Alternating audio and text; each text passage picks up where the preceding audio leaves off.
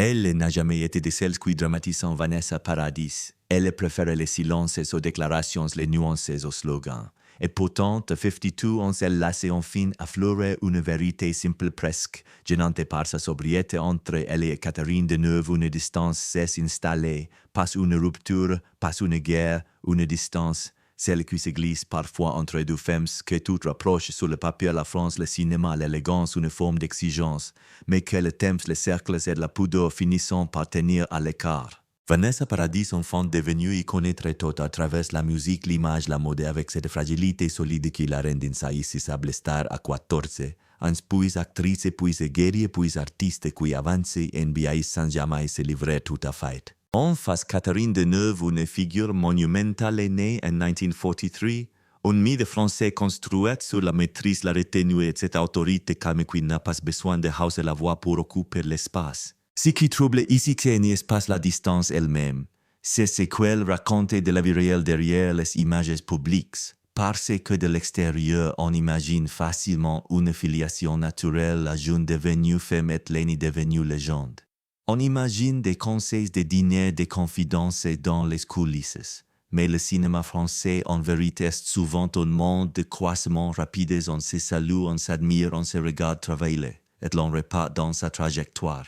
Alors pourquoi ces mots de distance qui sonnent comme un aveu plus intime qu'un scandale, peut-être parce que certains passagers de relais obligent à se regarder en face? Quand Vanessa Paradis accepte par exemple un rôle institutionnel comme la présidence du jury à deux villes succédantes à Catherine Deneuve, elle se retrouve malgré elle dans une histoire de transmission. Et puis il y a ces moments où elles apparaissent dans le même cadre médiatique, quand les tapis rouges, la même lumière projetée sur deux générations d'un même panthéon, sans que cela dise quoi que ce soit de leur proximité réelle. Dans ce type de récit, la distance n'est pas un reproche, c'est un constat. Vanessa n'accuse pas. Elle reconnaît, elle admet que l'admiration ne suffit pas toujours à fabriquer une relation que la pudeur peut protéger. Mais aussi séparer que les carrières, à force d'être pleines, laissent parfois peu de place à l'amitié durable. Et si cette confession touche autant, c'est parce qu'elle ressemble à une chose universelle, ces liens que l'on croit évidents et qui s'éloignent sans bruit, sans explosion, sans explication officielle, juste parce que la vie passe. Mais de quelle rencontre parlait-on vraiment au départ? À quel moment le chemin se sont-ils croisés pour que l'absence d'aujourd'hui ait un goût si précis et qu'est-ce qui exactement a fait glisser l'admiration vers l'éloignement? Vanessa Paradis n'a jamais eu le goût des rencontres mondaines. Elle a toujours eu au contraire cette façon presque instinctive de se retirer d'un demi-passe comme si la célébrité ne lui donnait aucun droit particulier sur les autres et surtout pas sur les légendes. Catherine Deneuve, elle appartient à une autre école télé où l'on traverse une pièce sans demander la permission, non par arrogance mais parce que le cinéma français a appris à compter sur votre présence. Le paradoxe, c'est que leur première rencontre n'est pas forcément celle que l'on croit. Avant la poignée de main, il y a l'image. Avant la conversation, il y a la silhouette, la voix, la manière d'être Catherine Deneuve dans l'imaginaire collectif. Pour Vanessa qui a grandi sous les projecteurs très tôt, l'idée même de Deneuve ressemble d'abord à une référence, une ligne de conduite, une exigence. Et quand on vous a construit enfant comme une icône, le taxi, l'emballement, l'exposition, puis la méfiance envers tout ce qui ressemble à une intrusion. Vous apprenez à approcher les figures tutélaires avec prudence.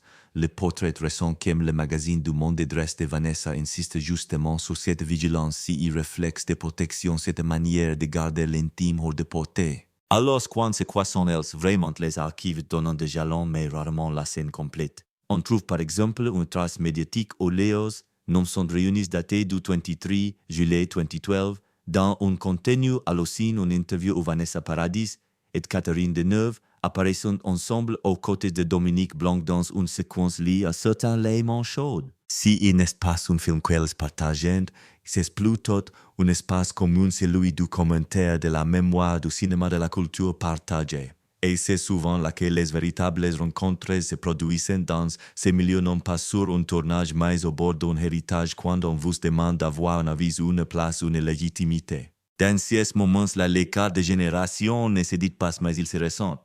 Vanessa qui s'exprime avec une retenue presque musicale choisit ses mots comme on choisit une note juste. Catherine dont la carrière à travers des décennies à cette économie de phrases qui donne l'impression que tout a déjà été vécu donc il n'est pas nécessaire d'en rajouter. Ce sont deux formes de maîtrise mais pas la même. Et c'est précisément ce qui peut rendre la rencontre à la fois fascinante et légèrement intimidante. Puis il y a les festivals ces endroits où l'on se voit beaucoup sans forcément se connaître.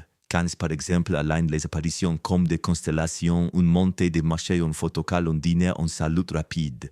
En juillet 2021, plusieurs médias relatant la présence de Catherine Deneuve et de Vanessa Paradis sur la croisette au milieu d'autres figures françaises. Là encore, rien ne prouve une scène intime ou une confidence, mais le simple fait d'être dans la même séquence publique de quelque chose et les évoluer dans le même panthéon avec des trajectoires parallèles parfois tangentes. Et puis survient une rencontre plus symbolique, presque administrative, mais chargée de sang Deauville. En 2020, Vanessa Paradis est nommée présidente du jury du Festival du cinéma américain de Deauville et les articles rappelant explicitement qu'elle succédait à Catherine Deneuve, présidente de l'édition 2019. Succéder, ce n'est pas seulement prendre un fauteuil. C'est accepter un regard implicite celui de l'institution du public et parfois de la personne que l'on remplace. Si elle se demande même brièvement, est-ce que je suis à ma place et chez Vanessa cette question n'est jamais un effet de style. Elle est réelle. C'est dans cette passation-là que leur rencontre devient plus nette non plus seulement deux célébrités qui se croisent mais deux repères féminines qu'on compare qu'on aligne qu'on oppose parfois malgré elles. Deneuve qu'est l'autorité tranquille l'histoire longue la statue vivante. Paradis qu'est l'icône fragile devenue adulte la discrétion comme armure la fidélité à une forme de modestie obstinée. Et pourtant, si l'on écoute bien ce que raconte l'idée même de distance aujourd'hui, on comprend que la rencontre n'a pas créé une proximité automatique. Elle a surtout révélé une vérité, plus subtile on peut se respecter, se reconnaître, se saluer sincèrement. Sans entrer dans la vie de l'autre, dans le cinéma français, la familiarité est rare, l'admiration est fréquente. Et entre les deux, il y a tout un espace parfois immense que personne ne sait vraiment comment traverser. La gloire chez elles n'a jamais eu le même goût. Chez Catherine Deneuve, elle ressemble à une construction lente presque architecturale faite de films de Vénus des repères et d'une présence qui traverse les décennies sans se presser. Chez Vanessa Paradis, elle arrive comme un choc précoce, une célébrité fulgurante qui oblige à grandir plus vite que les autres puissent apprendre l'art de se protéger. Catherine Deneuve, née en 1943, s'impose très tôt comme une actrice centrale du cinéma français et son nom finit par devenir un genre à lui seul. Elle traverse les époques de les parapluies de Cherbourg à Belle de Jour puis continue de passer dans les années 1990 avec Indochine et plus tard Eight Femmes comme si sa carrière était moins une suite de rôles qu'une longue ligne de force. On ne découvre pas de Deneuve en la rejoignant. Elle existe déjà dans la tête du public, dans les conversations, dans la façon même dont la France parlait de son cinéma. Vanessa, elle devient célèbre à 14 ans avec Joe le Taxi. Un succès massif et immédiat qui la transforme en visage national avant même qu'elle ait le temps de comprendre ce qu'on attend d'elle. Et c'est là que la décennie suivante devient décisive comment passer de l'adolescente star à l'artiste durable sans se perdre, sans se briser, sans se laisser enfermer dans l'image de la petite fiancée de la pop. Elle tente le cinéma très tôt.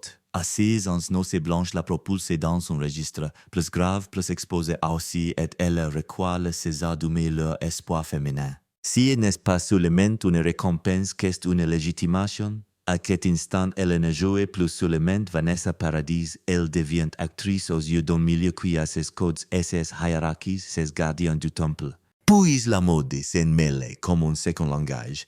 Dès 1991, Chanel fait d'elle l'un de ses visages et cette alliance devient une signature durable. La jeune femme frêle l'allure libre, le chic sans effort, une modernité qui tranche avec la monumentalité plus classique associée justement à une génération comme celle de Deneuve. C'est une autre forme de gloire plus internationale, plus visuelle et plus immédiate, et aussi plus ambiguë parce qu'elle oblige à rester soi-même tout en devenant une image. Dans les années de gloire, la France adore classer les femmes célèbres, les icônes, les muses, les légendes, les jeunes premières. Deneuve est souvent placée au sommet d'une pyramide, l'actrice cathédrale, l'autorité naturelle. Vanessa, elle circule. Elle chante, elle joue, elle se dérobe. Elle n'a pas l'air d'aimer les étiquettes et qu'est précisément ce qui fascine. Et pourtant, il y a un point commun profond tous de maîtrisant l'art de la retenue. De nouvelles quêtes économie de mots qui imposent le respect.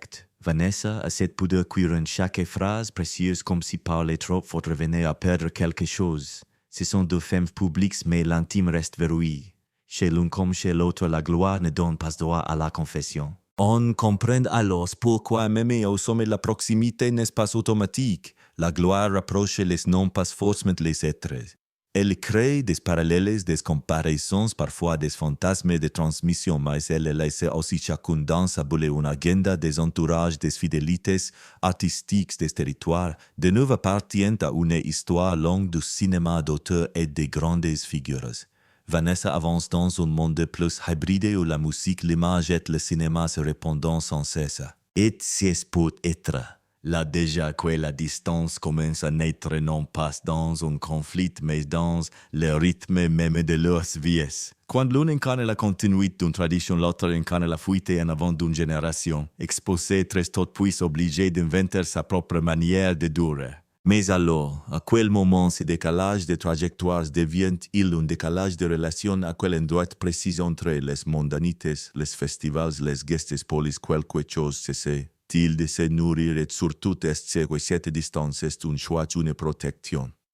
Ou une blessure silencieuse qui s'est formée sans qu'aucune des deux ne la voie venir? Ce n'est jamais un événement qui fissure ce type de lien. C'est un cumul de micro-écarts de rythmes qui ne se recouvrent plus de messages auxquels on répond plus tard. Puis plus du tout, entre Vanessa Paradis et Catherine Deneuve, la distance ne se serait pas installée comme une décision, plutôt comme une conséquence. Au départ, il y a la mécanique du milieu. On se croise, on se salue, on se respecte. On échange de phrases dans un couloir, trois mots à une table, et chacun repart porté par son propre calendrier.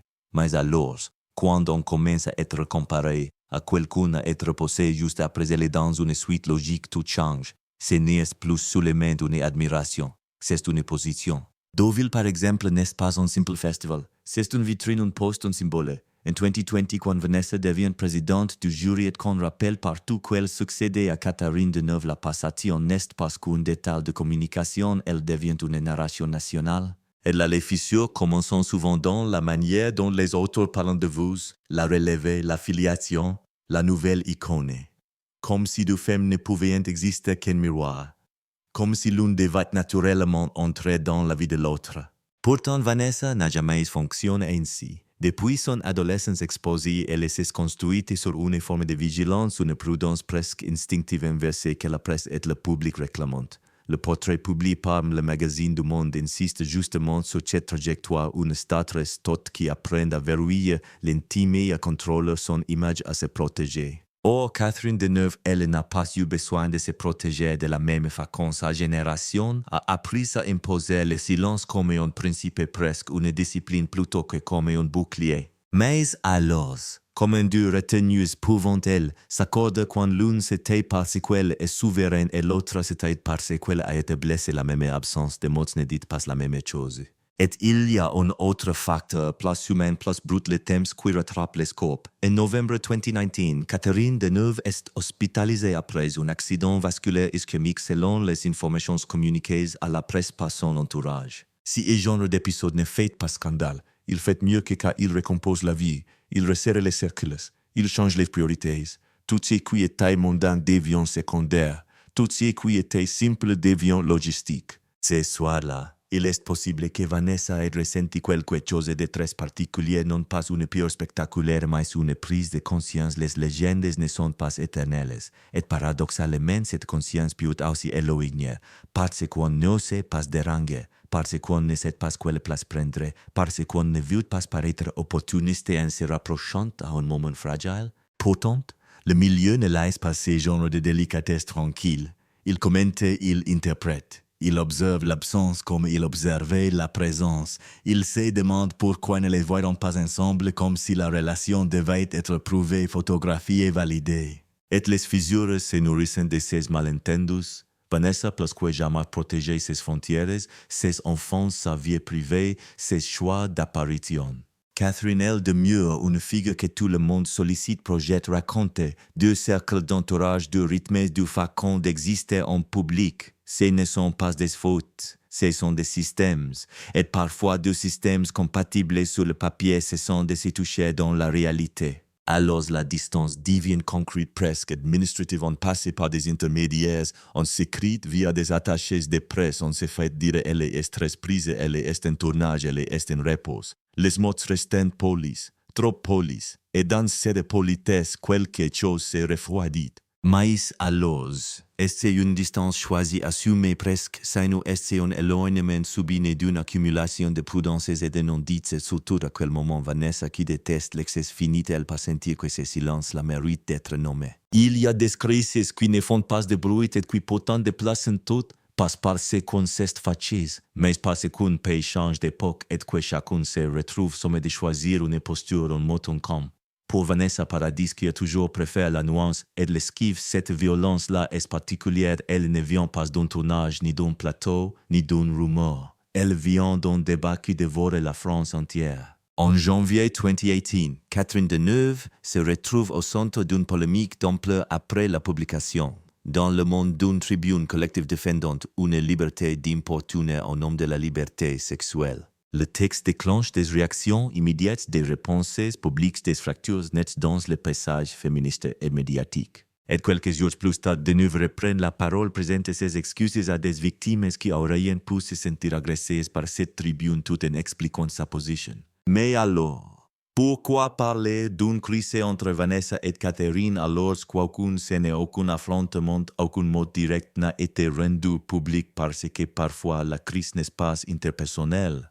Elle est symbolique, elle oblige à se situer, et surtout elle installe une gêne durable quand deux figures même sans se parler se retrouvent malgré elles sur des lignes de lecture opposées. Vanessa Paradis de son côté n'est pas une militante au sens classique, elle se méfie des slogans, elle déteste les assignations. Pourtant, à la même période, elle apparaît parmi les signataires d'une tribune de la Fondation des femmes maintenant en agit contre les violences faites aux femmes. Ce n'est pas un anti-Deneuve officiel, ce n'est pas une réponse frontale, c'est autre chose, une manière de dire à sa façon où se place sa sensibilité.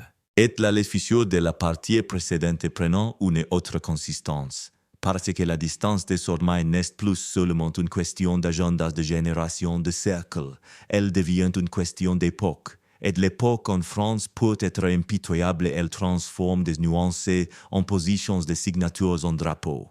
Pour Vanessa, qui a raconté à plusieurs reprises la brutalité de sa surexposition adolescente et l'idée même de minimiser certaines violences symboliques peut être quelque chose de très intime. Sans qu'elle ait besoin de le dire, sans qu'elle ait besoin d'accuser, il suffit que le corps se souvienne, il suffit que la mémoire fasse son travail silencieusement. Pourtant, Catherine Deneuve n'a jamais été un personnage simple à enfermer.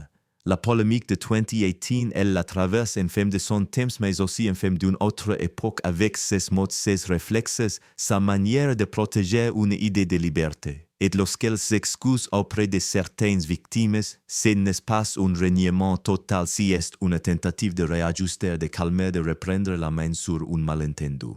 Si soit là dans l'espace public, tout ce qui relie naturellement les femmes entre elles devient fragile. L'admiration ne suffit pas.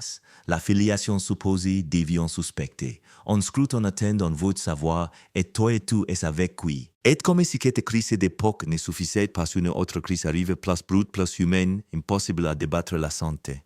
En novembre 2019, Catherine Deneuve est hospitalisée après un accident vasculaire ischémique très limité et donc réversible selon un communiqué transmis à l'AFP par son entourage via son agente. Et partie de là quelque chose se rétrécit. Les priorités se resserrent, l'entourage se ferme, les sollicitations même bienveillantes deviennent des pressions. Et pour Vanessa qui a toujours craint l'indiscrétion, comme une agression, la question devient vertigineuse comment se rapprocher sans déranger comment existe dans un moment, fragile sans être celle qui vient à bon moment, comment tendre la main sans fabriquer une image. Mais alors, la crise est là précisément dans l'impossibilité d'être simple, dans l'impossibilité d'écrire un message qui ne soit pas interprété, dans l'impossibilité d'être proche quand tout, les débats, les médias, les symboles, la maladie, transformer la moindre proximité en récit. Au fond de la rupture n'est pas c'est question que pour aider. Un silence qui s'épaissit, une relation qui reste dans le respect mais qui essaie d'être nourrie. Et quand Vanessa aujourd'hui emploie ces mots si notre distance on comprend qu'elle n'est pas là pour faire du bruit. Il est là parce qu'elle n'a plus envie de mentir par omission. Parce que 52 ans on ne confond plus l'élégance avec l'esquive. Elle n'a pas cherché à rattraper quoi que ce soit Vanessa Paradis. Après les années de débats, d'images projetées, de malentendus possibles, elle a fait ce qu'elle fait toujours quand le monde devient trop bruyant, elle a resserré. Elle a continué à avancer mais dans un couloir plus étroit, plus sûr, une manière de rester debout sans se laisser happer. De son côté, Catherine Deneuve, après l'épisode de novembre 2019, entre dans un temps que le public connaît mal celui de la convalescence du corps qu'il faut réapprendre du silence qui n'a plus rien d'esthétique. Sa famille communiquait alors qu'il s'agit d'un accident vasculaire ischémique très limité et donc réversible et l'information circule partout comme un rappel brutal qui même les monuments ont une fragilité biologique. Et dans ce moment-là, les relations se redéfinissent son discours. On ne garde plus les mêmes habitudes, on ne répond plus aux mêmes demandes, on ne s'expose plus de la même manière. Mais alors, qu'est-ce qu'on fait quand on est Vanessa Paradis et que l'on comprend que la légende elle a désormais besoin d'un périmètre enhésité? On s'est dit je n'ai pas ma place. On s'est dit aussi si Jésus sera lu comme une scène. Et Vanessa déteste les scènes. Elle a aimé les gestes qui n'appartiennent à personne.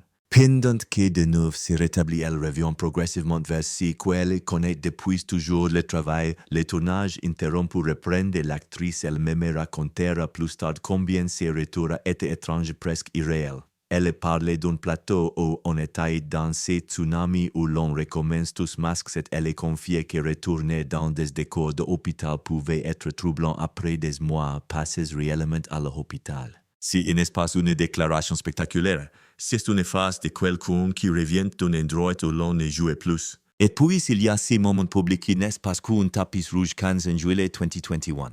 De nouveau revient une ovation et toute la France comprend que ce retour-là n'est pas une simple apparition mondaine mais un passage. Dans ces instants, la distance se fabrique aussi par respect. On n'entre pas facilement dans le cercle d'une femme qui revient à la lumière après avoir frôlé l'ombre. On attend qu'elle ouvre la porte, on attend un signe. Vanessa pendant ces items continue à travailler à sa manière sans forcer, sans s'imposer en restant fidèle à une forme d'économie. À l'automne 2021, elle est à l'affiche au cinéma et au théâtre dans des projets écrits pour elle par Samuel Bonchetrit et elle explique avec une simplicité désarmante son rapport au métier au cinéma. J'attends qu'on me propose des choses, dit-elle cherchant si qu'elle appelle des propositions magiques. Ce n'est pas une coquetterie, c'est une stratégie de survie et ne pas se dissoudre dans une production permanente et ne pas se laisser définir par les volumes préservés ou ne pas les mêmes. Pourtant, après la tempête, ce qui change, ce n'est pas seulement la santé de Deneuve ou le choix des rôles de Paradis. Ce qui change, c'est l'air autour d'elles. Depuis la tribune de 2018 et ses secousses, depuis les débats sur la liberté et le consentement, depuis la manière dont l'espace public exige des positions, net la France s'est durcie. Et dans un pays durci, les liens futurs souffrants, ils deviennent difficiles à nommer. On n'ose plus la nuance parce qu'elle est immédiatement interprétée. Si soit là, ce n'est pas qu'elles ne s'aiment pas, c'est qu'elles n'ont plus le même monde autour d'elles. Catherine Deneuve se déplace avec le poids d'une époque qui l'a construite puisse contester, puisse réévaluer. Vanessa Paradis avance avec l'instinct de sa génération, celle qui sait que chaque silence peut être retourné contre vous et que chaque proximité peut devenir un message. Alors la relation, si relation il y a, se transforme en quelque chose de plus discret, encore une affection à distance, un respect sans rendez-vous, une admiration qui ne se traduit pas en amitié quotidienne. On peut être touché par quelqu'un sans le fréquenter. On peut être proche d'une figure sans être proche d'une femme. Mais alors, pourquoi aujourd'hui Vanessa choisit-elle de nommer cette distance au lieu de la laisser simplement exister que c'est qui dans son acte, dans son parcours, dans ce moment précis la pousse à briser l'élégance du non-dit? Elle ne parlait presque jamais de ce qui la touche au cœur Vanessa Paradis. Et quand elle accepte enfin de parler que c'est toujours sous condition, on thème comme une ligne à ne pas franchir une frontière nette entre l'artiste et la femme. Dans le magazine du Monde, l'entretien est même cadré au chronomètre et l'avertissement est explicite. Vanessa ne parle pas de sa vie privée, rappelle l'attaché de presse. Alors, quand elle brise le silence in espace par goût de confession, c'est plutôt un dérapage contrôlé, une vérité laquelle au bon endroit au moment où elle ne peut plus être esquivée. Parce que 52 ans elle est une chose, le non dit finit toujours par raconter une histoire à votre place. Mais alors, quelle vérité peut-elle se permettre sans trahir que pacte de pudeur qu'elle tient depuis l'adolescence pas un règlement de comptes, pas une phrase qui accuse, une nuance, un constat. Ces mots presque administratifs qu'elle emploie comme on ferme doucement une porte à la distance. Elle le dit sans dramatiser. Elle ne cherche pas à fabriquer une rivalité ni une légende noire. Au contraire, c'est qu'elle admet que la proximité supposée n'a jamais vraiment existé, que l'admiration, oui, la filiation symbolique souvent, mais le lien le vrai, c'est lui qui demande du temps, des appels, des rendez-vous, des gestes simples. Non. Et si c'est précisément là que la révélation devient intéressante, elle ne parle pas de sentiments. Au son romantique, elle parle de structure. Du cinéma français tel qu'il fonctionne réellement. Des générations qui se superposent sans toujours se rejoindre. De ces passations de relais que l'institution adore mettre en scène. Deauville est un exemple parfait. Quand Vanessa est annoncée présidente du jury en 2020, on rappelle immédiatement qu'elle succède Catherine Deneuve. Le communiqué souligne même qu'il y avait 1001 raisons de la convier. En apparence, c'est flatteur presque naturel l'icône d'aujourd'hui après l'icône d'hier. Mais dans la tête de Vanessa qui après peut devenir un poète, parce que la France n'aime rien tant que les duos fabriquent la disciple et la maîtresse, la relève et le monument. Pourtant, Catherine Deneuve n'est pas un monument abstrait. Elle est une femme que la vie a rattrapée publiquement. En novembre 2019, après son accident vasculaire ischémique, l'information saute via un communiqué transmis à l'AFP relais largement. Et quand une figure de cette taille vacille, tout se réorganise autour d'elle, les cercles se resserrent, les accès se raréfient, les demandes deviennent intrusives même quand elles sont bienveillantes. Dans ces climats, une distance peut s'accentuer sans qu'aucune intention ne la provoque. C'est là que Vanessa laisse tomber ce qu'elle garde d'habitude sous clé. Elle reconnaît qu'entre elles il n'y a pas eu ces fils nourris réguliers évidents que d'autres imaginent. Que la proximité est surtout un récit projeté par les regards extérieurs et qu'au fond cette distance n'est pas une faute, que c'est une réalité. Mais alors, pourquoi elle a nommé maintenant pas ce que Vanessa revient à un moment particulier de sa trajectoire, un retour musical, une exposition, maîtriser une parole et place rare encore parce qu'elle sait ce qu'elle coûte.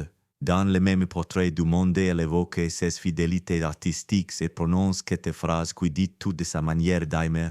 Je l'admire, je l'estime, je l'aime, dit-elle de Tiendaho. Cette trilogie la admire, estimerait, mais elle peut l'accorder. Mais elle refuse de mentir sur le reste. Elle refuse de faire semblant qu'admire suffit à être proche. Si ce soir-là sa révélation ressemble moins à une confession qu'à une clarification, elle remet les choses à leur place. Catherine Deneuve est une figure immense, oui, une référence probablement, une présence dans le paysage évidemment, mais pas une amie intime, pas une complice du quotidien, pas ce que l'imaginaire collectif voudrait dessiner. Et si c'est peut-être qu'elle a la maturité de Vanessa Paradis à 52 ans comprendrait qu'on peut respecter profondément quelqu'un sans appartenir à sa vie. Comprendre aussi qu'une distance peut être triste sans être tragique, qu'elle peut être subie choisie, entretenue parfois toute qu'elle a à la fois, et qu'il vaut mieux la dire simplement qu'elle la laisse devenir une rumeur.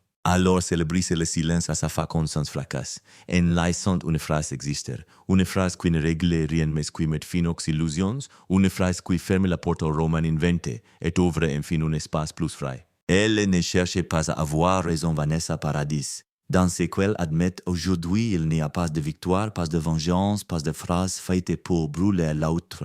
Il y a plutôt une fatigue élégante telle qu'on ressent quand on comprend enfin que certaines histoires n'existent que parce que les gens ont besoin de croire.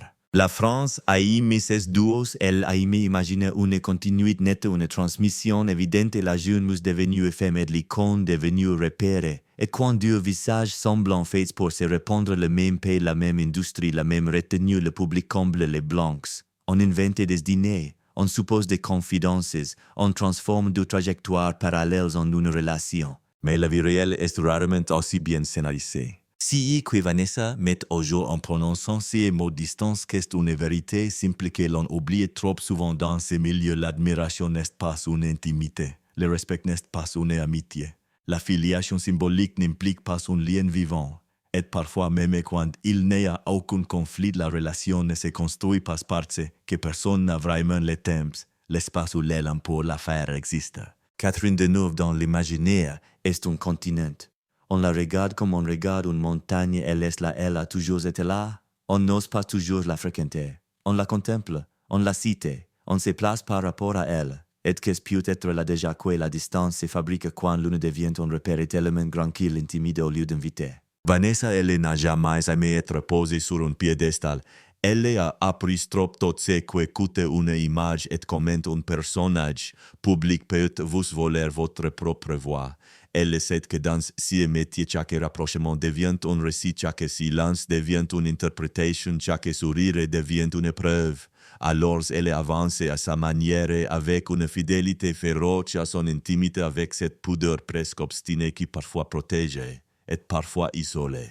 Et voilà ce que son avis raconte au fond non pas ce qui s'est passé entre elles, mais ce qui ne s'est pas passé. L'absence de gestes simples, les rendez-vous jamais pris, les appels reports, les occasions manquées, si n'est pas spectaculaire, mais c'est précisément pour cela que c'est universel. Car qui n'a pas connu cas. On a quasi quelqu'un qu'on admire, on a senti une affinité possible, on s'est dit un jour en prendre le temps, puis la vie a rempli l'agenda. Les années ont passé, la relation est restée au stade du respect, et soudain, un détail, une interview, un anniversaire, un retour. Sous scène, une passation de relais vous oblige à regarder la réalité en n'est pas proche.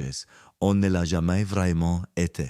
Et se constate même sans tristesse dramatique porter une petite brûlure. La distance que Vanessa nomme n'est donc pas un process, c'est une mise au clair. Une manière de refuser le roman fabrique par les autres. Et se refuse paradoxalement à quelque chose de tendre, il rend à Catherine Deneuve ce qui lui appartient, son mystère, sa vie et son cercle, et il rend à Vanessa Paradis ce qui lui appartient, aussi le droit de dire la vérité sans devoir la transformer en affaire. Alors, dans cet épilogue, il ne reste pas des coupables. Il reste deux femmes qui ont traversé la même lumière, mais pas au même moment, pas au même rythme, pas avec la même protection. Deux femmes que l'on a voulu relier parfois malgré elles. Deux femmes qui peuvent être se comprennent très bien, sans se parler souvent. Et ce que Vanessa semble dire en creux qu'est une forme de sagesse et certaines distances ne se comblent pas parce qu'on ne s'aime pas, mais parce que la vie a dessiné autrement. On peut s'incliner devant une figure sans entrer dans sa maison. On peut aimer de loin. On peut être loyal sans être proche. Il y a même dans cette distance quelque chose d'apaisant, elle évite le faux. Elle évite l'obligation de jouer un rôle de fil spirituel ou de protéger. Elle laisse à chacun son territoire, et elle rappelle que parfois la plus grande preuve de respect c'est de ne pas forcer l'intimité. Au bout du compte, il ne reste pas un scandale. Il reste une phrase sobre et le silence qui suit. Un silence moins lourd parce qu'il a été nommé, un silence qui ne mène place. Et sur la table il reste une photo, le temps lui ne dit plus rien.